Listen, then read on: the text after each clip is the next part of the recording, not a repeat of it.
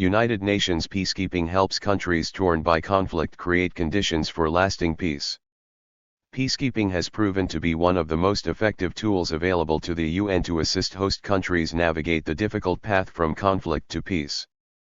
Peacekeeping has unique strengths, including legitimacy, burden sharing, and an ability to deploy and sustain troops and police from around the globe, integrating them with civilian peacekeepers to advance multidimensional mandates.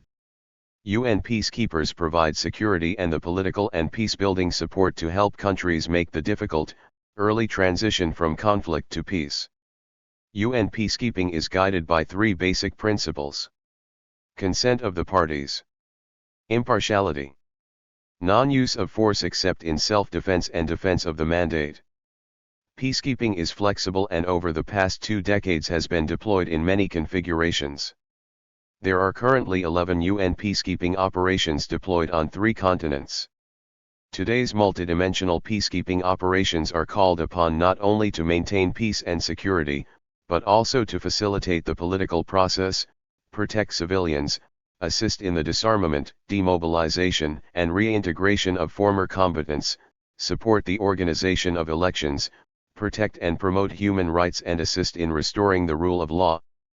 Success is never guaranteed, because UN peacekeeping almost by definition goes to the most physically and politically difficult environments. However, we have built up a demonstrable record of success over our 60 years of existence, including winning the Nobel Peace Prize. Peacekeeping has always been highly dynamic and has evolved in the face of new challenges. Former Secretary General Ban Ki-moon established a 17-member high-level independent panel on UN peace operations to make a comprehensive assessment of the state of UN peace operations today, and the emerging needs of the future. Global partnership. UN peacekeeping is a unique global partnership. It brings together the General Assembly, the Security Council, the Secretariat, troop and police contributors and the host governments in a combined effort to maintain international peace and security. Its strength lies in the legitimacy of the UN Charter and in the wide range of contributing countries that participate and provide precious resources. United Nations peacekeeping began in 1948 when the Security Council authorized the deployment of UN military observers to the Middle East. The mission's role was to monitor the armistice agreement between Israel and its Arab neighbors, an operation which became known as the United Nations Truce Supervision Organization, UNTSO. Since then, more than 70 peacekeeping operations have been deployed by the UN. Over the years, hundreds of thousands of military personnel, as well as tens of thousands of UN police and other civilians from more than 120 countries have participated in UN peacekeeping operations. More than 3,000 UN peacekeepers from some 120 countries have died while serving under the UN flag. UN peacekeeping was born at a time when Cold War rivalries frequently paralyzed the Security Council. Peacekeeping was primarily limited to maintaining ceasefires and stabilizing situations on the ground, providing crucial support for political efforts to resolve conflict by peaceful means. UNTSO/UNEF. Those missions consisted of unarmed military observers and lightly armed troops with primarily monitoring, reporting and confidence-building roles. The first 2 peacekeeping operations deployed by the UN were the UN Truce Supervision Organization, UNTSO, and the UN Military Observer Group in India and Pakistan, UNMOGIP. Both of these missions, which continue operating to this day, exemplified the observation and monitoring type of operation and had authorized strengths in the low hundreds. The UN military observers were unarmed. The earliest armed peacekeeping operation was the first UN Emergency Force, UNEF, deployed successfully in 1956 to address the Suez Crisis.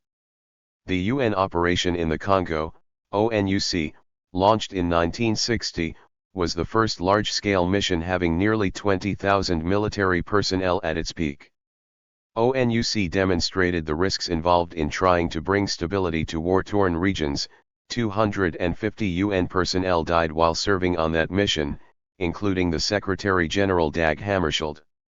In the 1960s and 1970s, the UN established short-term missions in the Dominican Republic, mission of the representative of the Secretary-General in the Dominican Republic, DOMREP, West New Guinea, West Irian, UN Security Force in West New Guinea, UNSF, and Yemen, UN Yemen Observation Mission, UNYAM, and started longer-term deployments in Cyprus, UN Peacekeeping Force in Cyprus, UNFISIP, and the Middle East, UN Emergency Force 2, UNEF 2, UN Disengagement Observer Force, UNDOF, and UN Interim Force in Lebanon, UNIFIL. In 1988, UN peacekeepers were awarded the Nobel Peace Prize. At that time, the Nobel Committee cited the peacekeeping forces through their efforts have made important contributions towards the realization of one of the fundamental tenets of the United Nations. Thus, the World Organization has come to play a more central part in world affairs and has been invested with increasing trust. With the end of the Cold War, the strategic context for UN peacekeeping changed dramatically. The UN shifted and expanded its field operations from traditional missions involving generally observational tasks performed by military personnel to complex multidimensional enterprises. These multidimensional missions were designed to ensure the implementation of comprehensive peace agreements and assist in laying the foundations for sustainable peace. The nature of conflicts also changed over the years. UN peacekeeping, originally developed as a means of dealing with interstate conflict, was increasingly being applied to intrastate conflicts and civil wars. UN peacekeepers were now increasingly asked to undertake a wide variety of complex tasks, from helping to build sustainable institutions of governance, to human rights monitoring, to security sector reform, to the disarmament, demobilization, and reintegration of former combatants. Although the military remained the backbone of most peacekeeping operations, there were now many faces to peacekeeping, including administrators, economists, police officers, legal experts, deminers, electoral observers, human rights monitors, civil affairs and governance specialists, humanitarian workers, communications and public information experts. After the Cold War ended, there was a rapid increase in the number of peacekeeping operations. With a new consensus and a common sense of purpose, the Security Council authorized a total of 20 new operations between 1989 and 1994, raising the number of peacekeepers from 11,000 to 75,000. Peacekeeping operations established in such countries as Angola, UN Angola Verification Mission I, UNAVEM I, and UN Angola Verification Mission II, UNAVEM II, Cambodia, UN Transitional Authority in Cambodia, UNTAC, El Salvador, UN Observer Mission in El Salvador, UNISL, Mozambique, UN Operation in Mozambique, UNIMAS, and Namibia, UN Transition Assistance Group, UNTAG, were deployed to help implement complex peace agreements, stabilize the security situation, reorganize military and police, elect new governments and build democratic institutions. The general success of earlier missions raised expectations for UN peacekeeping beyond its capacity to deliver. This was especially true in the mid-1990s in situations when the Security Council was not able to authorize sufficiently robust mandates or provide adequate resources. Missions were established in situations where the guns had not yet fallen silent, in areas such as the former Yugoslavia, UN Protection Force, UNPROFOR, Rwanda, UN Assistance Mission for Rwanda, UNAMIR, and Somalia, UN Operation in Somalia II, UNOSOM II, where there was no peace to keep. These three high-profile peacekeeping operations came under criticism as peacekeepers faced situations where warring parties failed to adhere to peace agreements, or where the peacekeepers themselves were not provided adequate resources or political support. As civilian casualties rose and hostilities continued, the reputation of UN peacekeeping suffered. The setbacks of the early and mid-1990s led the Security Council to limit the number of new peacekeeping missions and begin a process of self-reflection to prevent such failures from happening again. The Secretary-General commissioned an independent inquiry S/1999/1257 into the actions of the United Nations during the 1994 genocide in Rwanda and, at the request of the General Assembly, provided a comprehensive assessment A/54/549 on the 1993 to 1995 events in Srebrenica in the former Yugoslavia. The circumstances that led to the UN withdrawal from Somalia were also carefully examined S/1995/231. In the meantime, UN peacekeepers continued their long-term operations in the Middle East, Asia, and Cyprus. With continuing crises in a number of countries and regions, the essential role of UN peacekeeping was soon emphatically reaffirmed. In the second half of the 1990s, the Council authorized new UN operations in Angola, UN Angola Verification Mission 3, UNAVEM 3, and UN Observer Mission in Angola, MONUA. Bosnia and Herzegovina, UN Mission in Bosnia and Herzegovina, UNMIBITE. Croatia, UN Confidence Restoration Operation in Croatia, UNCRO, UN Transitional Administration for Eastern Slavonia, Varangia, and Western Sirmium, UNTES, and UN Civilian Police Support Group, UNSC. North Macedonia, UN Preventive Deployment Force, UNPREDIP. Guatemala, UN Verification Mission in Guatemala, MINUGUA. Haiti, UN Support Mission in Haiti, UNSMI, UN Transition Mission in Haiti, UNTMA, and UN Civilian Police Mission in Haiti, MIPANA. At the turn of the century, the UN undertook a major exercise to examine the challenges to peacekeeping in the 1990s and introducing reform. The aim was to strengthen our capacity to effectively manage and sustain field operations. With a greater understanding of the limits, and potential, of UN peacekeeping, the UN was asked to perform even more complex tasks.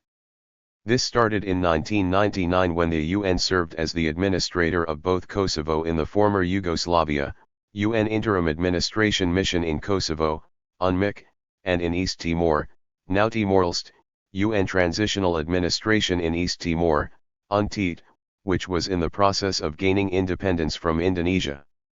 In the following years, the Security Council also established large and complex peacekeeping operations in a number of African countries. Burundi, UN Operation in Burundi, ONUB. Chad and the Central African Republic, UN Mission in the Central African Republic and Chad, MINURCAD. Côte d'Ivoire, UN Operation in Côte d'Ivoire, UNOC. Democratic Republic of the Congo, UN Organization Mission in the Democratic Republic of the Congo, MONUC, and UN Organization Stabilization Mission in the Democratic Republic of the Congo, MONUSCO. Eritrea/Ethiopia, UN Mission in Ethiopia and Eritrea, UNMI. Liberia, UN Mission in Liberia, UNMIL. Sierra Leone, UN Mission in Sierra Leone, UNAMSIL. Sudan, UN Mission in the Sudan, UNMISS, in the south of the country and African Union Hybrid Operation in Darfur, UNAMID, in Darfur, UN Interim Security Force for ABI, UNISFA, and UN Mission in the Republic of South Sudan, UNMISS. Syria, UN Supervision Mission in Syria, UNSMIS. Peacekeepers also returned to resume vital peacekeeping and peacebuilding operations where fragile peace had frayed, in Haiti UN Stabilization Mission in Haiti, MINUSTA, and the newly independent Timor-Leste, UN Integrated Mission in Timor-Leste, UNMIT. Many of these operations have now completed their mandates, including the UN Mission in the Central African Republic and Chad, MINURCAD, UN Organization Mission in the Democratic Republic of the Congo, MONUC, UN Operation in Burundi, ONUB, UN Mission in Sierra Leone, UNAMSIL, and UN Mission in Ethiopia and Eritrea, UNMI, and UN Mission in the Sudan, UNMISS, and UN Operation in Côte d'Ivoire, UNOC. In the first decade of the century, UN peacekeeping found itself stretched like never before and increasingly called upon to deploy to remote, uncertain operating environments and into volatile political contexts. Peacekeeping faced a varied set of challenges, including challenges to deliver on its largest, most expensive, and increasingly complex missions, challenges to design and execute viable transition strategies for missions where a degree of stability has been attained, and challenges to prepare for an uncertain future and set of requirements. By May 2010, UN peacekeeping had entered a phase of consolidation. The numbers had, for the first time in a decade, begun to decline slightly, with the reduction of troops in UN Organization Stabilization Mission in the Democratic Republic of the Congo, MONUSCO, and the withdrawal of UN mission in the Central African Republic and Chad, MINURCAT, at the end of 2010. Today, a little more than 110,000 military, police and civilian staff currently serve in 14 peacekeeping missions, representing a decrease in both personnel and peacekeeping missions, as a result of peaceful transitions and the rebuilding of functioning states. However, the reduction in personnel and peacekeeping missions in the intervening years by no means indicates that the challenges faced by the UN are diminishing. The emergence of new conflicts spreading beyond local and regional boundaries signal that the demand for field missions is expected to remain high, and peacekeeping will continue to be one of the UN's most complex operational tasks. UN Photo/Logan Abasi. Moreover, the political complexity facing peacekeeping operations and the scope of their mandates, including on the civilian side, remain very broad. There are strong indications that certain specialized capabilities, including police, will be in especially high demand over the coming years. Today's multidimensional peacekeeping will continue to facilitate the political process, protect civilians, assist in the disarmament, demobilization, and reintegration of former combatants, support the organization of elections, protect and promote human rights, and assist in restoring the rule of law. Peacekeeping has always been highly dynamic and has evolved in the face of new challenges. In October 2014, the UN Secretary-General established a 17-member high-level independent panel on UN peace operations to make a comprehensive assessment of the state of UN peace operations and the emerging needs of the future. The Hippo Report, as it is known, was issued in June 2015, with key recommendations for the way forward for peace operations. In September 2015, the Secretary-General issued his own report on the implementation of these recommendations and the future of peace operations. For further overview of our ongoing operations, the current strategic context and priorities, as well as the evolving challenges facing the peacekeeping today, please review the October 20, 2016 statements to the General Assembly's Fourth Committee by the former Undersecretary-General for Peacekeeping Operations, Hervé Ladsis, and the Undersecretary-General for Field Operations, Atul Kharet. The United Nations peacekeeping efforts began in 1948. Its first activity was in the Middle East to observe and maintain the ceasefire during the 1948 Arab-Israeli War. Since then, United Nations peacekeepers have taken part in a total of 72 missions around the globe, 12 of which continue today. The peacekeeping force as a whole received the Nobel Peace Prize in 1988. Though the term peacekeeping is not found in the United Nations Charter, the authorization is generally considered to lie in, or between, Chapter 6 and Chapter 7. Chapter 6 describes the Security Council's power to investigate and mediate disputes, while Chapter 7 discusses the power to authorize economic, diplomatic, and military sanctions, as well as the use of military force, to resolve disputes. The founders of the UN envisioned that the organization would act to prevent conflicts between nations and make future wars impossible. However, the outbreak of the Cold War made peacekeeping agreements extremely difficult due to the division of the world into hostile camps. Following the end of the Cold War, there were renewed calls for the UN to become the agency for achieving world peace, and the agency's peacekeeping dramatically increased, authorizing more missions between 1991 and 1994 than in the previous 45 years combined. The League of Nations controlled international force in the SAR, 1934-35, may be the first true example of an international peace observation force. Before any official peacekeeping mission, the UN played an important role in the conflict concerning Trieste after World War II. From 1947 to 1954, Trieste was declared an independent city-state under the protection of the United Nations as the Free Territory of Trieste. The territory was divided into two zones, which later formed the basis for the division of the territory between Italy and Yugoslavia. The UN also authorized two nations to station troops in the Free Territory, the US, Trieste United States troops, and the UK, British element Trieste Force, in the northern zone and Yugoslavia in the southern zone. The first UN peacekeeping mission was a team of observers deployed to the Middle East in 1948, during the 1948 Arab-Israeli War. The mission was officially authorized on May 29, 1948. This date is used as a memorial day to all the UN peacekeepers who have died, known as the International Day of United Nations Peacekeepers. The group, the UN Truce Supervision Organization, UNTSO, as it was named, continues to monitor the situation and has provided observers for a number of conflicts in the region since then. In 1949, observers were deployed to the border of India and Pakistan in a similar mission after the Indo-Pakistani War of 1947, UNMAJP. They also continue to monitor the border.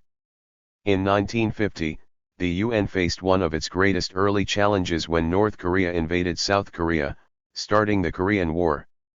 The Soviet Union was, at the time, boycotting the UN in protest over the Chinese seat being occupied by the Republic of China rather than the People's Republic of China. It was therefore unable to veto the authorization of member states to assist in the defense of South Korea. The United Nations forces pushed the North Koreans out of the south and made it to the Chinese border before the Chinese People's Volunteer Army intervened and pushed the UN back to the 38th parallel. Although a ceasefire was declared in 1953, UN forces remained along the demilitarized zone until 1967, when American and South Korean forces took over. In 1956, the UN responded to the Suez Crisis with the United Nations Emergency Force to supervise the withdrawal of invading forces. United Nations Emergency Force as a peacekeeping force was initially suggested as a concept by Canadian diplomat and future Canadian Prime Minister Lester Pearson as a means of resolving conflicts between states. He suggested deploying unarmed or lightly armed military personnel from a number of countries, under UN command, to areas where warring parties were in need of a neutral party to observe the peace process. Pearson's proposal and offer to dedicate 1,000 Canadian peacekeepers to that cause was seen as a brilliant political move. Pearson was awarded the Nobel Peace Prize in 1957 for his work in establishing UN peacekeeping operations. UNEF was the first official armed peacekeeping operation modeled on Pearson's ideas. Since 1956, most UN peacekeeping forces, including those called observer missions, have been armed. Throughout the Cold War, the tensions on the UN Security Council made it difficult to implement peacekeeping measures in countries and regions seen to relate to the spread or containment of leftist and revolutionary movements. While some conflicts were separate enough from the Cold War to achieve consensus support for peacekeeping missions, most were too deeply enmeshed in the global struggle. The UN peacekeeping force in Cyprus, begun in 1964, attempted to end the conflict between the ethnic Greeks and Turks on the island and prevent wider conflict between NATO members Turkey and Greece. A second observer force, UNIPOM, was also dispatched, in 1965 to the areas of the India-Pakistan border that were not being monitored by the earlier mission, UNMAJP, after a ceasefire in the Indo-Pakistani War of 1965. Neither of these disputes were seen to have Cold War or ideological implications. There was one exception to the rule. In the mission of the representative of the Secretary-General in the Dominican Republic, DOMREP, 1965 to 1966, the UN authorized an observer mission in a country where ideological factions were facing off. However, the mission was only initiated after the US intervened unilaterally in a civil war between leftist and conservative factions. The US had consolidated its hold and invited a force of the Organization of American States, dominated by US troops, to keep the peace. The mission was approved mainly because the Americans presented it as fait accompli and because the UN mission was not a full peacekeeping force. It included only 2 observers at any time and left the peacekeeping to another international organization. It was the first time the UN operated in this manner with a regional bloc. The UN also assisted with 2 decolonization programs during the Cold War. In 1960, the UN sent UNTSO to help facilitate the decolonization of the Congo from Belgian control. It stayed on until 1964 to help maintain stability and prevent the breakup of the country during the Congo crisis. In West New Guinea from 1962 to 1963, UNSF maintained law and order while the territory was transferred from Dutch colonial control to Indonesia. The Middle East, where combatants were generally not firmly aligned with the superpowers, who mainly sought stability in the crucial oil-producing region, was the most visible location of UN peacekeeping during the Cold War. In 1958, UNAGIL was authorized to ensure that there was no illegal infiltration of personnel or supply of arms across the Lebanese borders, mainly from the United Arab Republic. A few years later, the Yemen Observer Mission, UNYAM, authorized in 1963, attempted to end civil war in Yemen with sides supported by regional rivals Egypt and Saudi Arabia. Throughout the 1970s, the UN also authorized several peacekeeping missions to attempt to calm the Arab-Israeli conflict, in Suez, UNEF2, in 1973 and in the Golan Heights, UNDOF, in 1974 concluding the Yom Kippur War, and Lebanon, UNIFIL, in 1978 following the 1978 South Lebanon conflict. In the 1980s only one new mission was authorized in the region, UNIMIG, to supervise the withdrawal of troops to the internationally recognized border between Iraq and Iran after almost 8 years of war between those 2 countries. With the decline of the Soviet Union and the advent of perestroika, the Soviet Union drastically decreased its military and economic support for a number of proxy civil wars around the globe. It also withdrew its support from satellite states, and one UN peacekeeping mission, UNGAMAP, was designed to oversee the Pakistan-Afghanistan border and the withdrawal of Soviet troops from Afghanistan as the USSR began to refocus domestically. In 1991, the USSR dissolved into 15 independent states. Conflicts broke out in 2 former Soviet republics, the Georgian, Abkhazian conflict in Georgia and a civil war in Tajikistan, which were eventually policed by UN peacekeeping forces, UNAMIG and UNMOT respectively. With the end of the Cold War, a number of nations called for the UN to become an organization of world peace and do more to encourage the end to conflicts around the globe. The end of political gridlock in the Security Council helped the number of peacekeeping missions increase substantially. In a new spirit of cooperation, the Security Council established larger and more complex UN peacekeeping missions.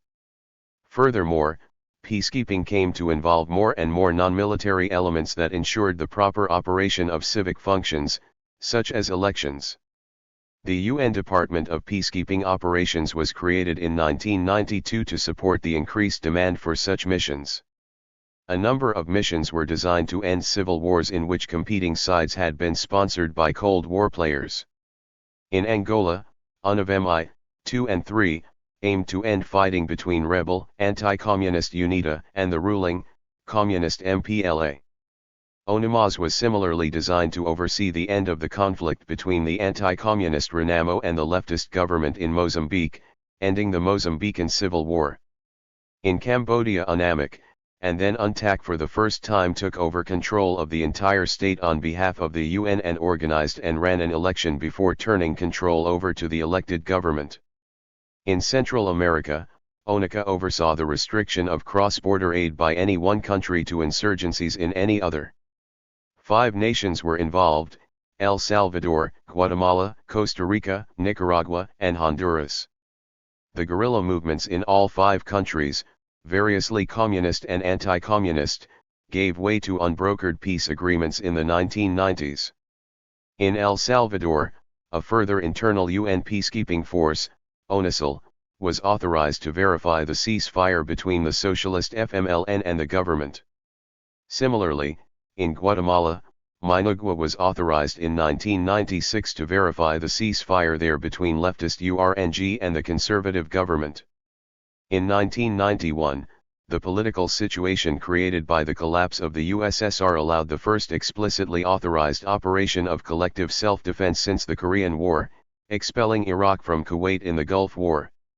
Following the cessation of hostilities, the UN-authorized United Nations Iraq, Kuwait Observation Mission, UNICOM, to monitor the DMZ between the two countries. Two other interstate conflicts have been the cause for UN peacekeeping since. In 1994, the United Nations Gaza Strip Observer Group, UNASIG, oversaw the withdrawal of Libya from a strip of contested territory in accordance with the decision of the International Court of Justice. In 2000, UN mission in Ethiopia and Eritrea, UNME, was established to monitor the cessation of hostilities after the Eritrean-Ethiopian War. The 1990s also saw the UN refocus its attention on genocide and ethnic cleansing. The civil war in Rwanda and the breakup of Yugoslavia both were occasions of widespread atrocities and ethnic violence. 8 UN peacekeeping missions have been sent to the former Yugoslavia: UNPROFOR, UNCRO, UNPREDIP, UNMIBITE, UNTES, UNMOP, UNSC, and UNMIC, as well as 2 to Rwanda, UNAMIR and UNAMIR. Despite the cessation of international, Cold War-inspired aid, civil wars continued in many regions and the UN attempted to bring peace. Several conflicts were the cause of multiple peacekeeping missions. The collapse of Somalia into the Somali Civil War in 1991 saw UNOSOM I, UNITAF, and UNOSOM II fail to bring peace and stability, though they did mitigate the effects of the famine. The First Liberian Civil War resulted in the authorization of UNAMIL in September 1993 to assist and supervise the troops of the Economic Community of West African States, ECOWAS, which had intervened militarily at the request of the Liberian government, and oversee the maintenance of the peace agreement in the nation. However, 2 rebel groups instigated the Second Liberian Civil War in 2003, and UNMIL was dispatched to oversee the implementation of the ceasefire agreement and continues to assist in national security reform. A coup in Haiti in 1991, followed by internal violence, was the impetus for the UN mission in Haiti, UNMI. In 1996 and 1997 3 missions, UNSMI, UNTMA, and MIPANA, were organized with the goal of reforming, training, and assisting the police through a period of political turmoil. A coup d'état in 2004 saw the ouster of the president and the UN-authorized MINUSTA to stabilize the country. In Sudan, the UN initially sponsored UNMISS to enforce a ceasefire between the Sudan People's Liberation Army/movement and the Sudanese government. Since then, rebel groups in Darfur have clashed with government-sponsored forces, resulting in UNAMID, the O/UN hybrid operation in Darfur. Violence in Darfur spilled over the border into Chad and the Central African Republic. In 2007, MINURCAT was deployed to minimize violence to civilians and prevent interference of aid distribution related to violence in Darfur. The UN has also organized single peacekeeping missions aimed at ending civil wars in a number of countries. In Central African Republic, MINURCA, 1998, was created to oversee the disarmament of several mutinous groups of former CAR military personnel and militias, as well as to assist with the training of a new national police and the running of elections. The mission was extended after successful elections to help ensure further stability. In Sierra Leone, UNAMSIL/UNAMSIL in 1999, followed the ECOMAG-led restoration of the government after a coup. In 1999, in the Democratic Republic of the Congo, MONUC was designed to monitor the ceasefire after the Second Congo War. It continues to operate due to continuing violence in parts of the DRC. In Côte d'Ivoire, UNOSI was dispatched to enforce a 2004 peace agreement ending the Ivorian Civil War, though the country remains divided. Following ceasefire agreements ending the Burundi Civil War, ONUB was authorized in 2004 to oversee the implementation of the Arusha Peace Accords. UN peacekeepers have also been used to oversee independence movements and the establishment of new states. Beginning in 1989, UNTAG in Namibia oversaw the withdrawal of South Africa and the election of a new government. In 1991, a ceasefire and referendum were planned by Morocco regarding the region of Western Sahara. Disagreements prevented the referendum, but the ceasefire continues to be monitored by UNTSO. In East Timor, in 1999, a referendum voted for independence from Indonesia. Violence by anti-independence forces followed and UNTAG was set up to establish control and administer the territory until independence, after which an assistance mission was established, UNMIZET. Violence during 2006 led to the establishment of UNMIT, which continues to monitor the situation.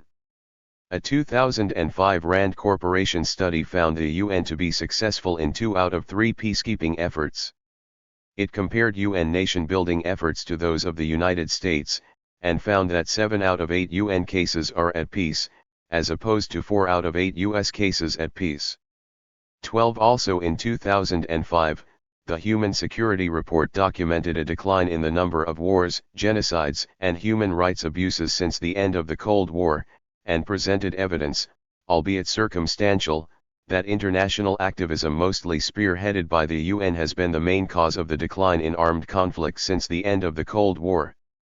The UN has also drawn criticism for perceived failures.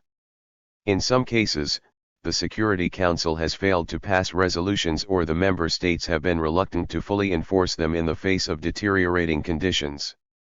Disagreements in the Security Council are seen as having failed to prevent the 1994 Rwandan genocide.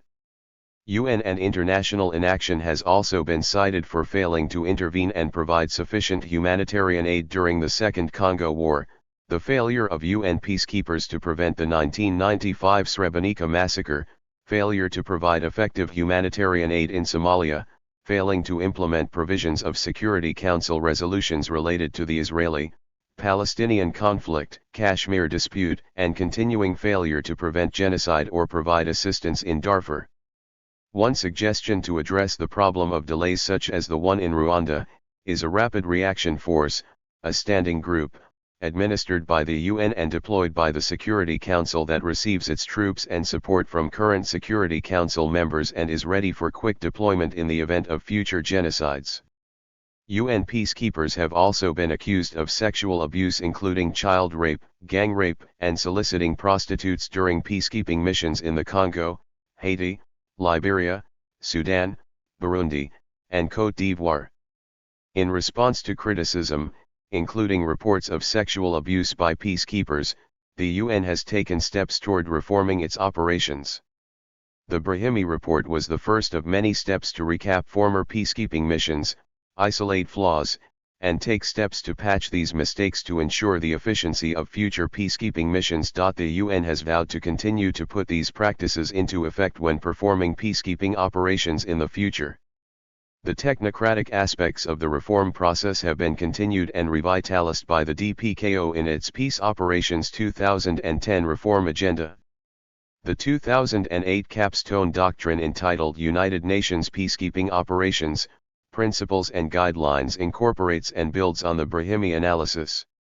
In 2013, the NGO Transparency International released a report critical of UN peacekeeping anti-corruption guidance and oversight.